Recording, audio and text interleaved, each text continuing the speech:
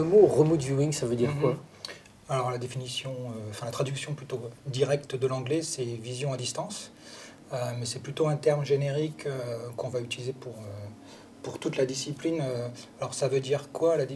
La traduction n'est pas très, très opportune, on va dire, puisque vision à distance, on va dire que c'est que de la vision. Or ce n'est pas le cas du tout, puisque tous les sens entrent en jeu, et même plus, on va dire. Et puis à distance, non, c'est pas forcément à distance. C'est-à-dire qu'on peut utiliser son intuition, dans le cadre du remote viewing, par exemple, sur quelque chose qui peut être sur soi, ou en soi, ou qui est juste là, en fait. Et alors, pour que je comprenne bien, si on essaie de prendre un cas fictif pratique pour la mise en place de ce protocole dont vous parlez, c'est quoi? Par exemple, je sais pas, j'ai perdu mes clés. On peut faire ça comme cible? Oui, j'ai perdu mes clés. En fait, ce qu'on cherche, c'est le lieu où se trouvent les clés. Les clés, quelque part, on s'en fiche un peu, quoi. Ce qui compte, c'est le lieu. Ouais. Une fois qu'on est sur le lieu, les clés sont là. Donc, on va s'intéresser finalement à percevoir comment est ce lieu. Et comment on fait alors? Comment on fait?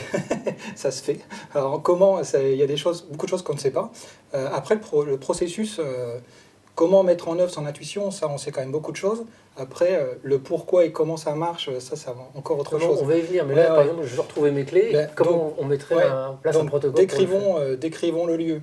Alors, imaginons que vous avez vraiment perdu vos clés. En fait, je vais vous guider par des questions, et puis vous allez répondre à ces questions. Et ces questions, elles vont être là, elles vont poser un cadre, une dynamique, pour déclencher en fait des perceptions que vous aurez, des perceptions sensorielles, des pensées aussi, conceptuelles qui vont venir. Et puis ces réponses donc sensorielles, ces perceptions sensorielles donc liées aux 5 sens et ces connaissances de concepts, on va dire, qui vont venir décrire le lieu où se trouvent les clés. Donc une fois qu'on a on va dire un maximum de descriptions concernant ce lieu, si vous connaissez ce lieu, vous allez le reconnaître. Bon, après, on va rentrer peut-être plus tout à l'heure dans des difficultés. Si on ne connaît pas le lieu, ça ne va peut-être pas forcément nous aider. Mais bon, voilà. Donc en fait, c'est un questionnement question-réponse qui vous permet de me faire me connecter à mon 6e sens d'une certaine manière. Oui, on peut dire ça. Déjà, on va mettre de côté le plus possible les gènes, les a priori que vous pourriez avoir. Alors, je ne sais pas si vous êtes passé récemment à tel ou tel endroit où vous pensez que vous avez oublié ou perdu vos clés là. On va mettre ça de côté. Dire, non, ok, on va oublier le fait que ça pourrait être dans tel ou tel endroit, parce que ça va polluer l'ouverture intuitive. C'est les a priori du raisonnement.